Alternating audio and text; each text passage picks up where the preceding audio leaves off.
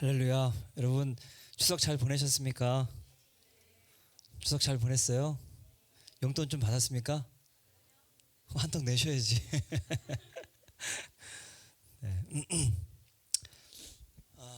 우리 같이 우리 본문 말씀 같이 읽겠습니다. 시편 18편 1절 시작. 나의 힘이신 여호와, 내가 주를 사랑하나이다. 아멘.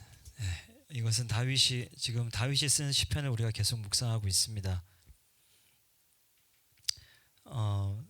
이게 여러분 시편 잘 묵상하고 계시나요? 네.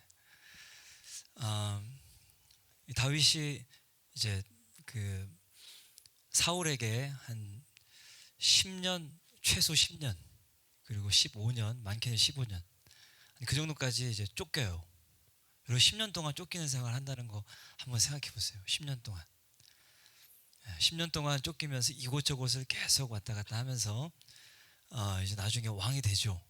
하나님께서 다윗을 왕자에 다시 앉히십니다. 그리고 다윗을 통해서 그 이방 나라들을 다 이기게 하시죠. 다 평정하시죠. 그래서 이 시편 18편은 다윗이 왕이 되고 나서 쓴 시편이에요. 다윗이 오랜 시간 동안 그 도망자 도피 생활을 하면서 어떻게 보냈다는지, 이게 이 시편을 읽어보면은 다윗은 그 가운데서 하나님을 누렸어요. 다윗의 결론이죠. 나의 힘이신 여호와여, 내가 주님을 사랑합니다. 이게 제일 첫 고백이에요. 주님은 나의 힘이십니다. 주님은 내가 이 고난 가운데 진짜 억울하잖아요. 다윗이 잘못한 거 있었어요? 없죠. 잘못한 게 하나도 없어요. 윤호가 막 드럼 잘 쳤는데 이지수 목사님이 갑자기 너 드럼에 그딴 식으로 쳐? 막 이렇게 하면 억울하겠어요? 안 억울하겠어요? 억울하다고 크게 말하잖아요, 지금. 그렇단 말이죠. 근데 한 아주 오랜 시간을 그렇게 쫓겨다녔어요. 근데 다윗은 그 시간을 통해서 하나님을 많이 누렸습니다. 그래서 18편을 쭉 읽어보면 다윗의 진짜 하나님이 자기의 고난의 시간 가운데 하나님이 어떻게 일하셨는가, 그 하나님 나에게 어떤 하나님이신가, 그게 쭉 나와 있습니다. 그래서 1절에 보면 나의 힘이신 여호와여, 내가 주님을 사랑합니다. 2절에는 여호와는 나의 반석이시고 나의 요새, 나를 건지신 이시고 나의 하나님이시고 나의 바위, 내가 피할 바위시고 나의 방패시고 구원의 뿌리시고 나의 산성이시로다. 이 하나님이, 그냥 이 고백이 막 다윗이 이런 시편을 쓰는데 막 잘 보이려고 말하는 게 아니에요. 그죠? 진짜 다윗의 삶에서 나온 고백이에요. 그래서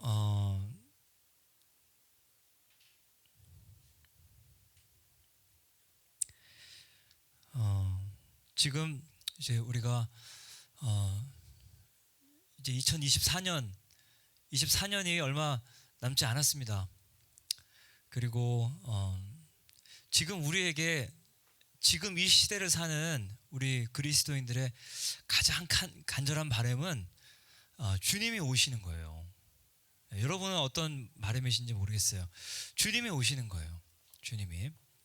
그래서 내일부터는 이제 그 선교 대회, 로잔 대회가 내일부터 인천 송도에서 시작이 되는데 일주일 동안 거기에 대해서 뭐 여러 가지 말이 많이 있어요. 뭐 WCC랑 같이 하는 거다, 여러 가지 말이 있는데, 그렇다고 저는 가보고 싶어요. 가서 한번 그 자리에 무엇이 지금 이 로잔 대회에서 나누어지고 있는지, 제가 이제 개요를 쭉 보니까 괜찮아요, 되게. 그리고 거기에 우리나라에서 섬기시는 목사님들도 다 좋은 분들이에요. 그래서 물론 마귀는 이런 걸 통해서 또 자기의 아젠다를 거기에 심어놓을 수도 있겠죠. 그렇지만 우리가 지키면 됩니다. 그래서 지금 많은 그리스도인들이 바라는 것은 주님이 오시는 거예요. 주님이. 여러분 마음을 잘 살펴보셔야 돼요. 나는 정말 주님이 오시는 것을 간절히 바라고 있는가? 주님이 내일 오셔도 괜찮은가? 오늘 오셔도 괜찮은가? 이거를 우리 계속 우리 마음에 질문을 던져봐야 합니다. 지금 시대를 사는 그리스도인들이 하나님을 사랑하는 사람이라면 이제 남은 것은 예수님이 다시 오시는 것밖에 없어요. 그래서 예수님이 다시 분명히 다시 오시죠. 예, 그거 믿으세요? 예, 주님이 다시 오시면 우리에게서 찾으시는 게 있어요. 너는 무엇을 살았느냐? 주님이 반드시 우리에게서 무언가를 찾으시려고 하실 것입니다. 내가 너한테 5달란트든 2달란트든 1달란트든 그것을 맡긴 사람에게 주님은 찾으시죠. 그죠? 우리에게서 극상품 포도를 주님이 심으셨는데 여러분 우리가 무엇을 내야 되겠습니까? 지금 시대를 사는 우리에게 주님이 찾으시는 게 있어요. 바라시는 게 있고 반드시 우리는 그것을 우리 삶을 통해서 살아야 돼요. 그래야 우리가 주님 앞에 섰을 때 우리는 칭찬받는 종이 될 수 있습니다. 주님 앞에 다시 선다고 하는 것은 정말 무시무시한 일이에요. 그건 정말 가벼운 일이 아니에요. 재판관 앞에 선다는 것, 나의 어떤 행위를 평가받는다는 것, 그것은 굉장히 두려운 일이에요. 그래서 우리가 주님 앞에 설 때 우리는 우리 말이 직고한다 그랬죠. 그죠?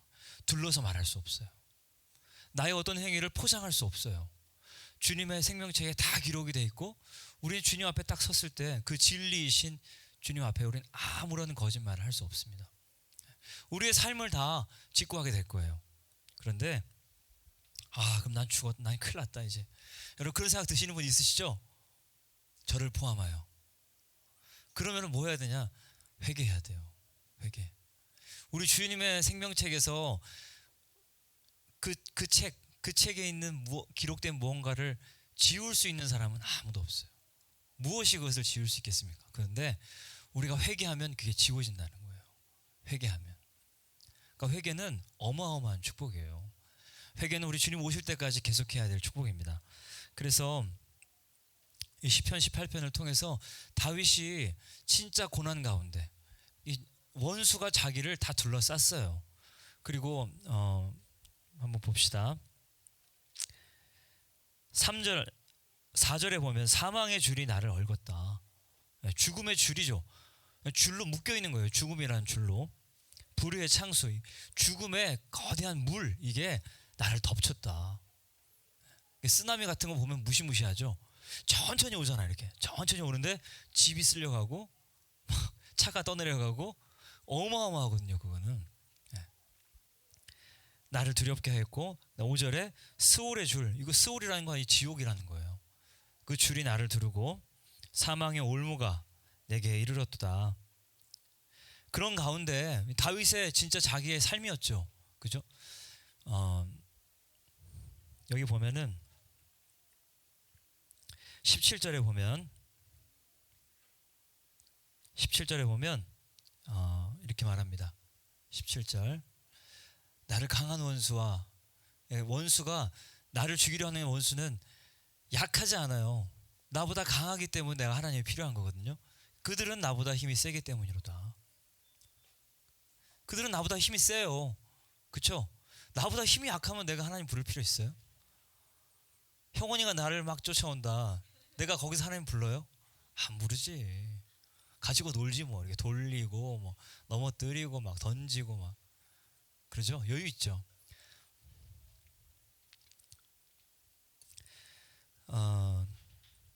18절에 보면은 그들이 나의 재앙의 날에 내게 이르렀다. 그들이 나를 죽이려고 다 왔다는 거예요. 다 내 앞에 왔다는 거예요. 그러니까 재앙의 날이죠. 그런데 여호와께서 나의 의지가 되셨도다. 그래서 하나님이 나를 넓은 곳으로 인도하신다는 거예요. 넓은 곳. 원수에게 둘러싸였으면 내가 가진 공간은 좁아요. 다 나를 둘러싸고 있으니까. 근데 넓은 곳으로 인도하셨다는 것은 나를 둘러싼 원수가 다 흩어졌다는 거죠. 그래서 이렇게 하시는 이유, 하나님이 이 다윗이 이렇게 오랜 시간 동안 한 10년, 최소한 10년 그리고 15년 동안 다윗이 쫓겨다니는 동안에 위험한 순간이 없었겠습니까? 위험한 순간 많았죠. 여러 곳으로 피해 다녔어요. 블레셋으로 피하기도 하고 자기를 죽이려고 하는 사람들에게서 언제나 도망 다녀야 하는 그 시간. 어디서 기도 소리가 나는? 옆에서 기도 소리가 나는 것 같은데. 익숙한 목소리인데 익숙한 목소리예요. 자, 그래서 계속 막 마음이 갈라 그러는데, 자, 그래서 어, 다윗의 그 부르짖음 6절에 보면은 환난 중에서 여호와께 아뢰며 나의 하나님께 부르짖었더니 그가 그의 성전에서 내 소리를 들으셨다. 하나님이 다윗의 목소리를 들으시고 다윗에게 오셔서 하나님의 능력으로 다윗을 구원하신단 말이죠. 왜 그렇게 하시겠습니까? 다윗이 어떻게 했는지 하나님은 그걸 다 보고 계십니다. 그가 들판에서 양을 치는 그 시간에도 하나님은 다윗을 보셨죠.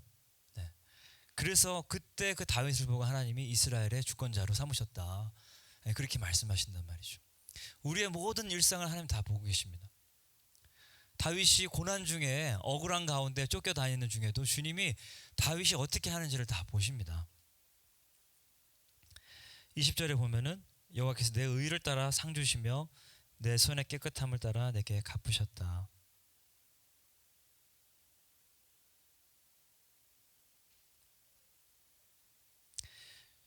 내 의를 따라 나에게 상 주신다 하나님이. 그리고 내 손의 깨끗함을 따라 내게 갚으셨고 21절에는 이는 내가 여호와의 도를 지키고 악하게 내 하나님을 떠나지 아니하였기 때문이다. 22절에 그의 모든 규례가 내 앞에 있다. 자기와 가까이 있다는 거예요. 하나님의 말씀과 내 마음이 멀리 떨어져 있는 게 아니라 다윗의 삶에 하나님의 말씀이 있어요.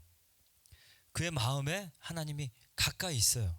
그래서 그 규례를 지켜 행했다는 거죠. 그래서 그 율례를 내가 버리지 아니하였음이로다. 23절에는 또한 나는 그의 앞에 완전한 나의 죄악에서 스스로 자신을 지켰나니 이렇게 말합니다. 완전이라는 것은 죄가 없는 거죠.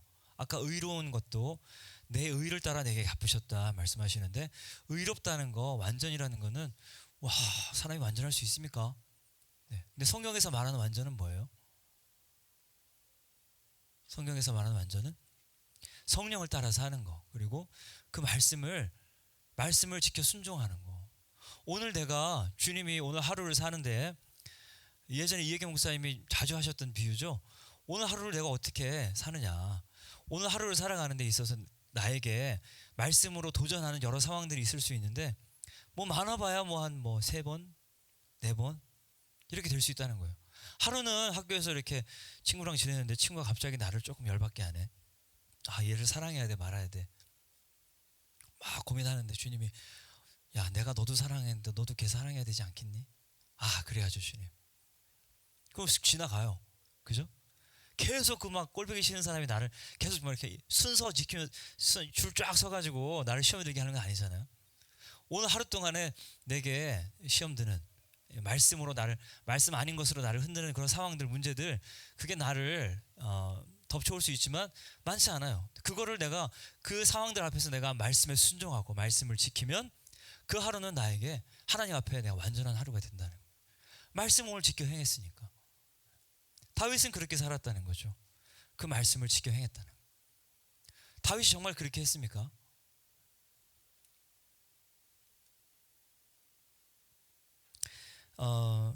다윗이 쫓겨다니는 동안에 사울이 다윗의 손 앞에 놓이는 상황이 있었어요. 그렇죠? 그냥 자기 손으로 끝낼 수 있어요. 여러분 한 5년을 쫓겨다녀 본다고 생각해 보세요. 이거 우리가 사실 여기 도망자 아무도 없잖아요. 그죠? 도망자 아무도 없어요. 예전에 신창원이라는 도둑 이 사람이 탈옥해가지고 막 도망하는, 오랫동안 도망자 생활을 했는데 몇 년이었지? 잘 기억이 안 나네요. 하여튼 오랫동안 도망 다녔습니다. 나중에 잡히고 나서 힘들었다 그러죠. 도망 다니는 건 힘들어요. 자기가 잘못한 것도 아니고 억울한 가운데 그 앞에 자기를 죽이려 하는 그 사울 왕이 자기 바로 앞에 있단 말이에요. 자기 손으로 끝낼 수 있어요. 그러면 그 지긋지긋한 도망자 생활도 끝이죠. 근데 다윗은 자기 손으로 그거 하지 않습니다. 그래서 하나님이 내 손의 깨끗함을 따라 내게 갚으셨다 이렇게 말씀하시거든요. 내 의를 따라 내게 갚으시고 다윗이 자기 손으로 그걸 끝내지 않아요. 하나님을 온전히 신뢰합니다. 하나님께 맡겨요. 하나님이 기름을 부어서 세운 왕을 내 손으로 해할 수 없다. 그래서 그 고난의 시간, 그 시간이 왜 나에게 와 있는지 다윗은 이해할 수 없죠. 하나님은 분명한 목적이 있어요. 그 시간을 통해서 다윗에게 행하시고자 하는 뜻이 있어요. 다윗은 그것을 온전히 신뢰합니다. 자기의 이해 너머에 있는 하나님의 계획, 하나님의 인도하심, 그것을 그냥 온전히 신뢰하는 거예요. 자기 손으로 끝내면 끝나는 거예요. 그렇죠? 나 같으면 아우 지겨워 이렇게 단칼에 끝냈을 수도 있어요. 그렇지만 그것을 하지 않습니다. 온전히 하나님을 신뢰해요. 그래서 그 고난의 시간, 긴 시간, 10년이라고 하는 것이 얼마나 긴 시간입니까? 그 시간이 다 지나고 나서 다윗은 이런 고백을 하나님께 올려드리는 거예요. 그래서 우리가 이제 정말 주님이 다시 오시는 이 시간이 얼마 남지 않은 이 시간에 우리 이때 우리에게 정말 가장 중요한 것은 우리가 오늘을 말씀으로 사는 거. 우리가 수련회 때 앵커였잖아요, 그죠? 마지막 주자. 근데 김찬희 목사님은 또 뭐예요? 말씀에 우리가 뿌리를 내려야 된다 그랬죠. 너무너무 다 중요한 거예요. 우리가 마지막 주자로서 달리는 거. 마지막 주자로서 달리는데 우리가 뭐에 근거해서 달려야 되냐? 말씀에 뿌리를 내려야 돼요. 말씀에. 오늘 주님이 나에게 말씀하시는 그 말씀, 그것을 우리가 온전히 신뢰해야 합니다. 여러분, 우리 고난, 어려운 상황들이 여러분 삶에도 지금 다 있죠? 없습니까? 내 마음에 들지 않는 상황, 내가 원하지 않았는데 내 삶에 그냥 이미 들어와 있는 그런 어려움, 문제들, 우리 가정에 아직 예수를 믿지 않는 우리 가정, 부모님이라든지 내 형제라든지 내 힘으로 어떻게 할 수가 없어요. 그런 상황들이 왜 이렇게 내 삶에 들어오는가? 우리는 이해할 수 없죠. 그렇지만 무엇을 우리는 우리 하나님을 신뢰하는 거예요. 그 하나님이 어떤 분이라는 하는 것을, 우리 하나님은 선하신 분이라는 것을, 그거 딱 붙잡아야 돼요. 그거 붙잡고 하나님께 감사하고 기뻐함으로 하루하루를 살아가야 하는 것입니다. 아멘. 지금 이제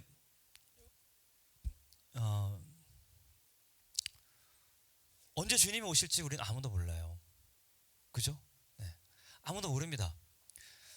그렇지만 제가 이제 수요일 날 나눴던 말씀인데 데살로니가전서 5장 한번 좀 같이 볼까요? 데살로니가 5장 전서 5장 1절 살전 여기 이제 바울이 말하는 거예요. 형제들아, 같이 읽겠습니다. 때와 시기에 관하여는 너에게 쓸 것이 없다 이렇게 말하죠. 때와 시기라고 하는 거, 이게 영어로 보면 이게 times and season, 그 시대에 대해선 내가 더 이상 말할 게 없다. 왜? 너희가 잘 알기 때문이다. 2절 주의 날이 밤에 도둑같이 이를 줄을 너희 자신이 자세히 알기 때문이다. 1절에 때와 시기에 대해서 말하죠. 그죠? 근데 마태복음 24장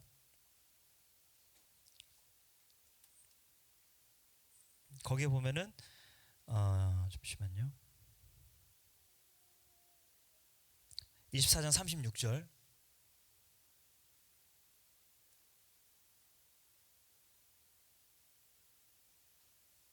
네. 그 날과 그때는 아무도 모른다 그랬죠. 그 날과 그때는 day and hour, 그 날과 그 시간은 아무도 모른다는 거예요. 그런데 아까 데살로니가전서 5장에서 말하는 것은 times and season은 너희 자세히 안다는 거예요. 그래서 2절 데살로니가전서 5장 2절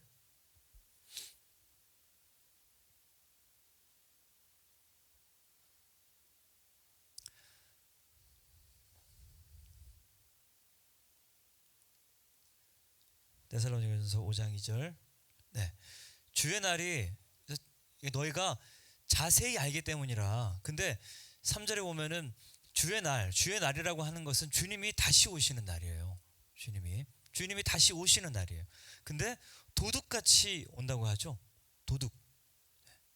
주님의 오심에 대해서 우리는 잘 이해해야 됩니다. 여러분 다 아시기도 하고 또 모르실 수도 있는데, 주님이 오시는 것은 도둑같이 오시고, 그리고 어떻게 와요? 모든 사람이 보는 중에 오십니다. 두 번 오시는 거예요. 분명히 주님이 여기서도 말씀하시듯이 도둑같이 오신다 그러죠. 도둑같이. 그죠? 도둑같이 오시고 모든 사람이 저분이 예수 그리스도시구나, 구름 타고 오신단 말이죠. 자, 그래서 도둑같이 오리라 하신 것은 7번 나와요. 제가 찾아봤거든요. 7번. 주님이 반드시 그렇게 하시겠다는 거예요. 자, 3절 같이 봅시다. 그게 언제냐? 그들이 평안하다 안전하다 할 그때에 임신한 여자에게 해산의 고통이 이른 것 같이, 임신한 여자에게 해산의 고통이 이른 것 같이 멸망이 갑자기 그들에게 이르니 결코 피하지 못하리라. 평안하다 안전하다 하는 그때, 여러분 지금 인류가 누리는 이 번영은 최고예요. 지금 특히 대한민국은 빈부격차가 정말 없고 우리나라는 정말 안전하죠. 그죠? 북한이 뭘 계속 쏘긴 하지만 그 가운데서도 우리는 아무런 위기의식이 없어요. 오히려 막 미국에 사는 교포들이 야 니네 괜찮냐? 이렇게 물어보죠. 우리는 뭐 한두 번도 아닌데 뭐 안전 불감증. 안전 불감증. 안전하다 할 그때 이제 임신한 여자에게 해산의 고통이 이름과 같이 멸망이 갑자기 그들에게 임할 거다 말씀하시는데, 여러분 자 결코 피하지 못하리라는데 4절 볼까요? 4절 보면은, 근데 너희는 어둠에 있지 않냐면 그날이 도둑같이 너에게 임하지 못할 거다 말씀하십니다. 그날이 도둑같이 너희에게는, 빛에 속한 자들에게는 도둑같이 임하지 않을 거다. 3절 다시 봅시다. 3절에 보면은 임신한 여자에게 해산의 고통이 이름과 같이, 임신을 하면 나중에 여러분 결혼해서 임신을 하면 해산의 고통이 있죠. 진통이 있죠. 그 진통은 아주, 그러니까 일단 해산하는 기간이 10개월로 정해져 있고, 가까워 오면은 진통이 시작돼요. 처음에는 진통이 뜸하게 오다가 그다음 점점 규칙적으로 오다가 좀 주기는 넓지만 가까워 오면은 주기도 짧아지면서 진통이 막 와요. 그러다 아기가 태어나는 거예요. 그러니까 여기서 말씀하시는 건 뭐냐면, 해산의 고통, 주님이 오시는 때 너희 그때와 시기는 너희들이 자세히 안다. 마태복음 24장에도 보면은 나라가 나라를 서로 대적하여 싸우고 기근이 일어나고 막 이런 여러 가지 마지막 때에 대해서 주님 말씀하시잖아요. 이 모든 것은 재난의 시작이니라 말씀하시는데, 이 재난의 시작이라는 것도 영어로 보면은 벌스페인이에요. 그러니까 진통이에요. 진통과 같이 이런 마지막 때의 시간에 주님이 오실 날이 얼마 남지 않았다는 것을 우리에게 주님이 가르쳐 주신, 이걸 보면서 너희는 내가 다시 올 날이 얼마 남지 않은 것을 너희는 알아야 한다. 이렇게 우리에게 말씀하시는 것입니다. 4절에 보면은 어둠에 있지 아니한 사람, 빛 가운데 행하는 사람에게는 그날이 도둑같이 너에게 임하지 않을 거다.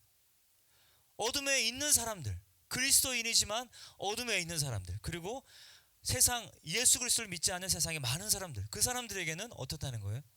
도둑같이 온다는 거예요. 갑자기 멸망이 그들에게 임한다는 것입니다. 갑자기 재앙의 날이 되는 거죠. 정말 두려운 심판의 날이 되는 거죠. 그러나 빛 가운데 있는 자들에게는 예수 그리스도의 다시 오심이 도둑같이 갑자기 그들에게 임하지 않을 것이다. 이것이 우리에게 정말 큰 소망이에요. 우리가 빛 가운데 행해야 될 이유입니다. 우리가 오늘 하루의 삶을 빛 가운데 살아야 될 분명한 이유가 되는 것입니다. 아멘. 빛 가운데 산다는 것, 어둠 가운데 있지 않다는 것은 우리가 매일매일 성령 충만하고 또 말씀 열심히 묵상하고 통독하고 순종하고 그러지만 때로 넘어질 수도 있어요. 넘어진다고 해서 그 사람이 어둠 가운데 있는 거예요. 그 가운데서 주님이 우리를 다시 우리에게 말씀하시는, 너 이거 안 돼. 이거 빨리 회개하고 다시 정신 차려. 그 말씀에 빛 비추임을 받아서 그 빛 비추임 아래 순종하고 주님께 나아가는 그런 사람, 그런 사람까지 주님이 다 빛 가운데 있다고 말씀하시는 거예요. 요한일서 1장에도 그렇게 말씀하시는 것처럼. 아멘. 그래서 오늘 하루를 우리가 어떻게 사는가, 그것은 너무나 중요하다는 것입니다. 너무나 중요해요. 우리가 시대를 딱 보면서, 여러분 지금 이런 시대를 살아가고 있잖아요. 여러분 지금 대학교를 다니면서, 캠퍼스를 다니면서, 직장을 다니면서 여러분 무엇을 보고 계십니까? 정말 마지막 때가 얼마 남지 않았다는 걸 보고 계시나요? 캠퍼스에 있는 우리 청년들, 그리고 또 직장에 있는 청년들, 또 우리 학교에서 아이들을 가르치는 우리 선생님들, 교수님도 계시고,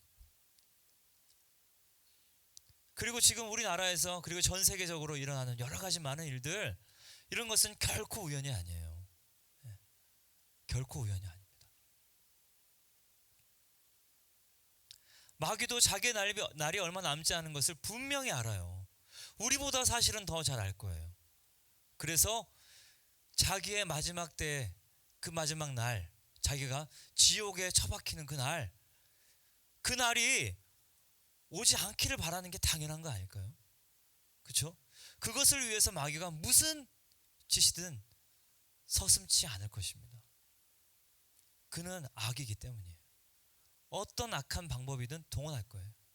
그래서 동성애를 정상이다, 동성애는 인류의 새로운 진보다 라고 포장하면서 많은 사람들에게 이미지 메이킹을 하잖아요.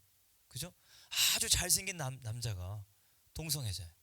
아주 매력적으로 보이는 사람이. 그러니까 동성애를 하는 것은 뭔가 아주 세련된 것 같이 사람들에게 인식이 되죠. 그 뒤에 있는 아주 추악하고 비참한 현실은 말하지 않아요. 어떤 그리스도인들은 어쨌든 이것은 통과될 것이다, 이렇게 말하기도 합니다.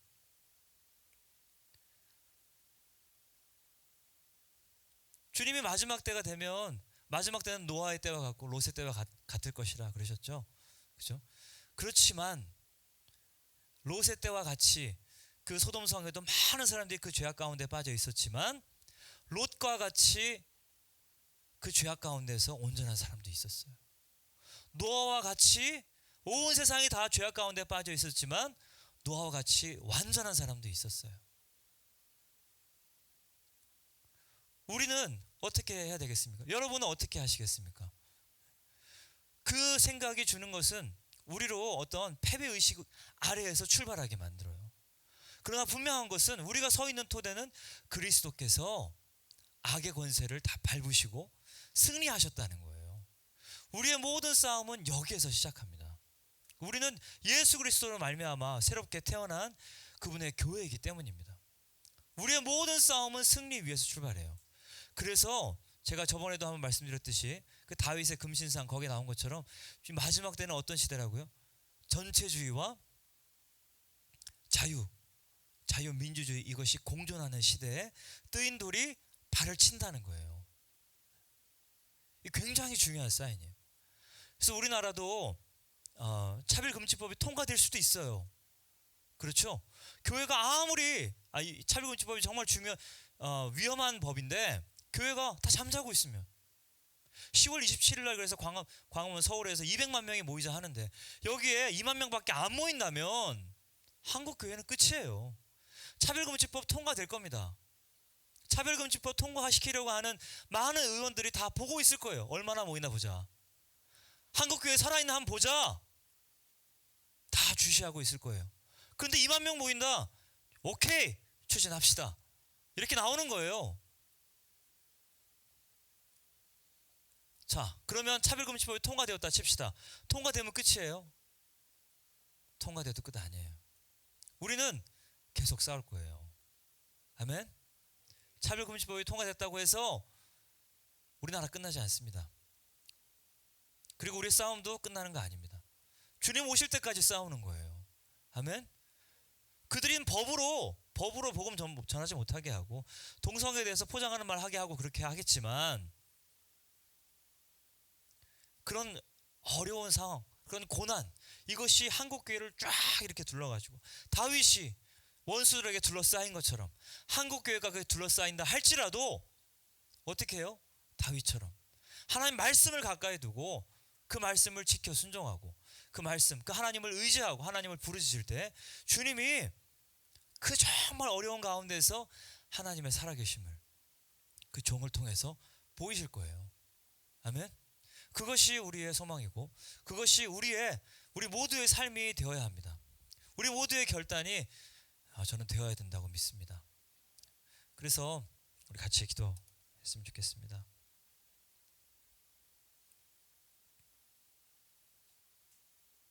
그 아까 사진 한번 보여주실래요?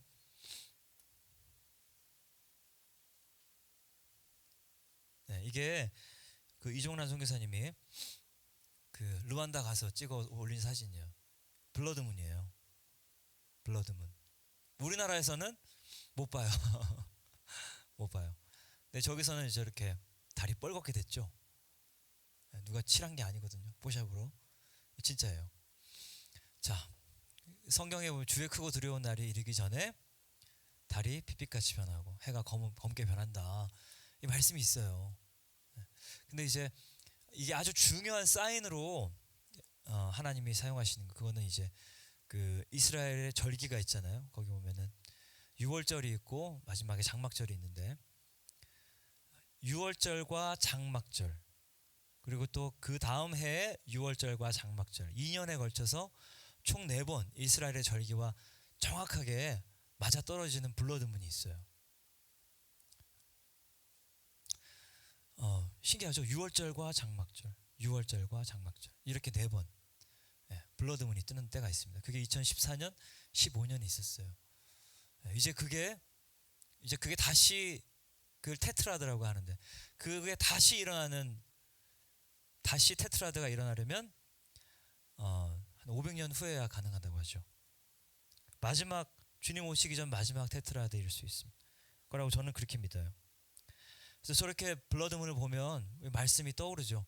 주님이 오시기 전에 저런 것을 통하여서 하나님이 해와 달과 별을 만드신 것은 제일 첫 번째는 사인이에요. 사인. 창세기에서 주님 말씀하시는 거 보면 이건 사인이에요. 우리한테 시대를 깨닫게 해주시는 하나님의 사인이에요. 이런 걸 보면 그 말씀 예수님의 오심을 다시 기다리는 그 사람에게는 그렇지 주님이 다시 오시기 전에 달이 뻘겋게 변한다고 했지 이런 모든 것들이 주님의 오심이 얼마 남지 않았다는 것을 우리로 깨닫게 하는 거예요. 같이 기도했으면 좋겠는데요. 여러분 빛 가운데 행해야 합니다. 우리 빛 가운데 계속 있어야 돼요. 우리 주님의 빛 비추심을 우리 계속 구했으면 좋겠어요. 성령 하나님 우리 가운데 빛 비추어 주세요. 주의 말씀이 지금 내 마음과 멀리 있지는 않은지 주님 오늘 제 마음에 빛 비추어 주세요. 여러분 제가 오늘 주일날 이렇게 설교하지만 여러분의 삶 가운데 성령 하나님이 여러분에게 말씀하시는 세미한 음성이 있어요. 오늘 말씀 설교 듣고 결단하고 집에 돌아가면 결국 여러분의 선택이에요. 여러분의 일상 가운데서 여러분이 결정하는 거예요. 여러분이 주님께 나아갈 때 주님이 여러분에게 말씀하십니다. 여러분 마음 가운데 깨닫게 하십니다. 여러분에게 주님이 어떤 도전하시는 게 있어요. 여러분에게 요구하시는 게 있어요. 변화예요. 제가 오늘 아침에 예배를 준비하면서 이렇게 있는데 어떤 사람이 이렇게 들어오는 거 보면서 딱 깨달으시는 게 저 사람은 한결같이 항상 늦게 와요. 한결같이. 제가 여러분에게 말하는 게 아니라 근데 그걸 보면서 진짜 우리는 변화에 익숙하지 않다. 그 반복되는 그 늦는 패턴 그것을 고쳐야지 하면서 항상 그 자리에 머물러 있어요. 우리의 육신이 얼마나 변화를 원하지 않는지 우리 하나님은 우리를 가까이 내 가까이 와라. 더 나와 교제하자. 주님이 여러 가지 여러분에게 말씀하시는 것들이 있을 것입니다. 근데 우리 육신은 그것을 거부해요. 우리 혼은 그것을 거부해요. 우리는 변화를 그렇게 원하지 않아요. 우리의 혼과 육신은. 주님이 여러분에게는 도전하는 것이 있을 것입니다. 그건 뭐예요? 나랑 가까워지자는 거예요. 여러분에게 변화를 요구하는 거예요. 여러분이 선택해야 돼요. 여러분이 선택하는 거예요. 주님과 가까운 삶을 사는 거. 다윗은 고백했어요. 주님의 규례가 내 앞에 있습니다. 하나님 말씀과 멀지 않은 거예요. 그 마음이 하나님과 멀지 않아요. 그 말씀을 가까이 하고 그 말씀이 말씀하시는 것을 언제나 순종하고 그 말씀 앞에 내 새로운 결단을 드리며 다윗은 매일매일 그렇게 살았다는 거예요. 여러분, 현실에 안주하시면 안 됩니다. 주님이 오실 날이 얼마 남지 않았는데 악한 세상은 계속해서 악해져 가는데 그리스도인을 어떻게 하라고요? 계속해서 우리는 거룩해져야 된다고요. 더 주님 앞에 가까이 가야 해요. 그것을 여러분 주저하지 마십시오. 우리 결단하며 주님께 나아갔으면 좋겠습니다. 주님, 빛 비추어 주시고 내 안에 있는 주님이 원하시지 않는 것, 주님이 내게서 그것을 걷어내기를 원하시는 것, 내가 구별하기를 원하시는 것,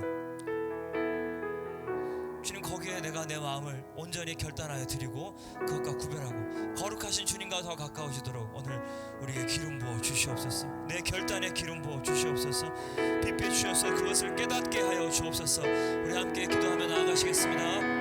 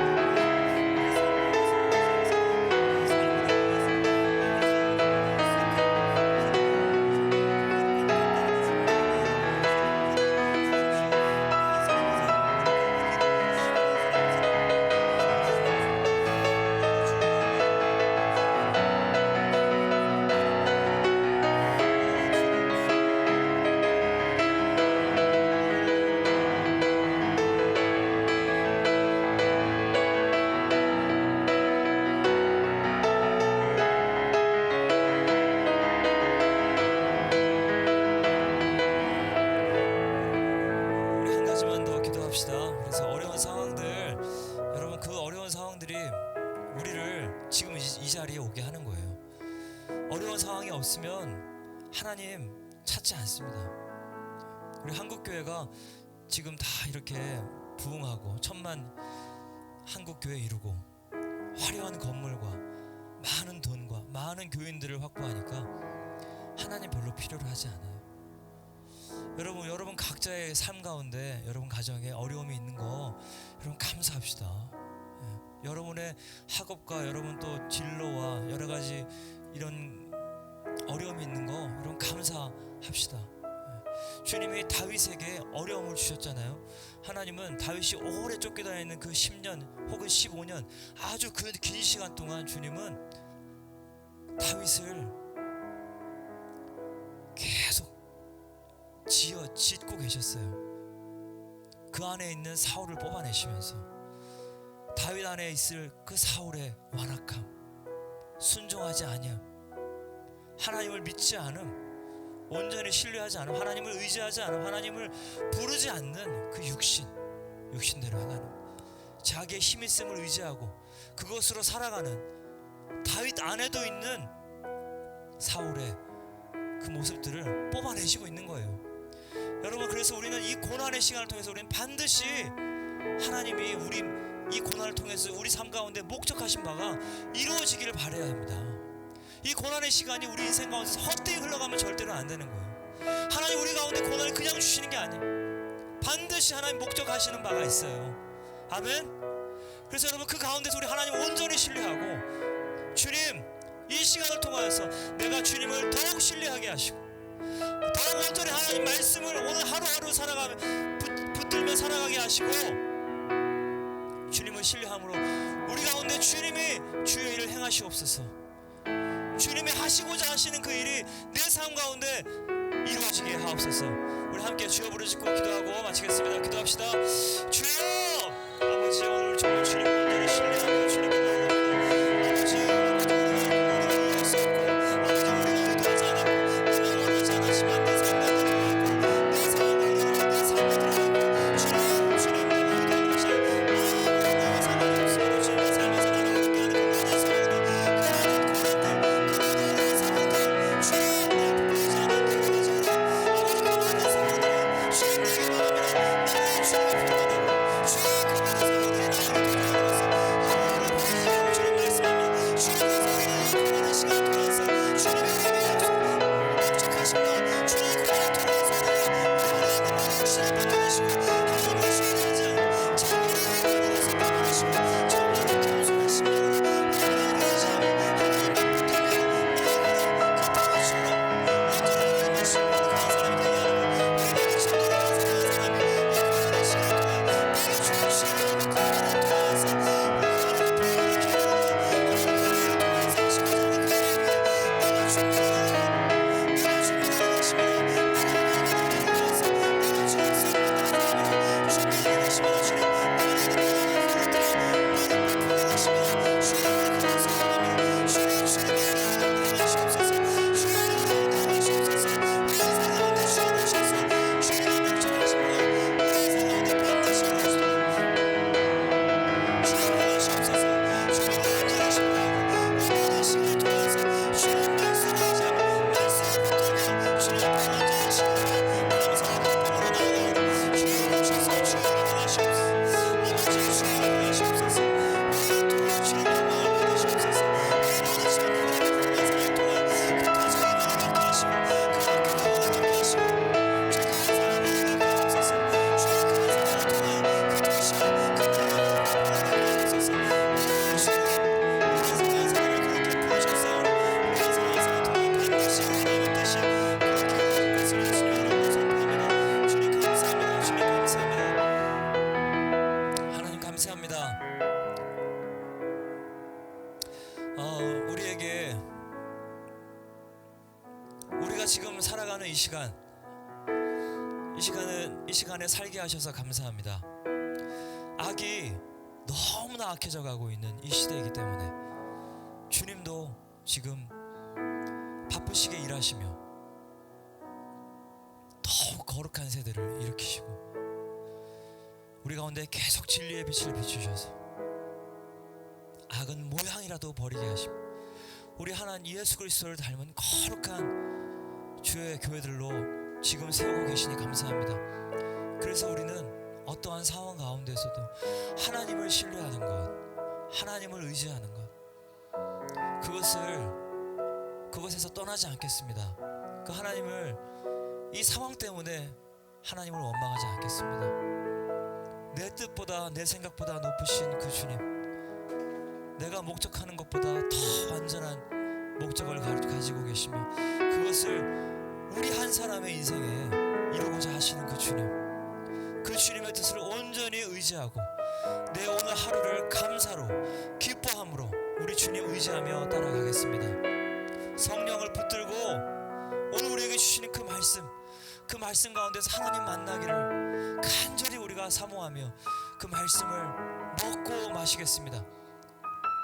그렇게 할 때 성령 하나님 오셔서 우리의 눈을 밝히시고 우리의 귀를 밝히셔서 우리 주님을 보게 하시고 주의 음성을 듣게 하시옵소서.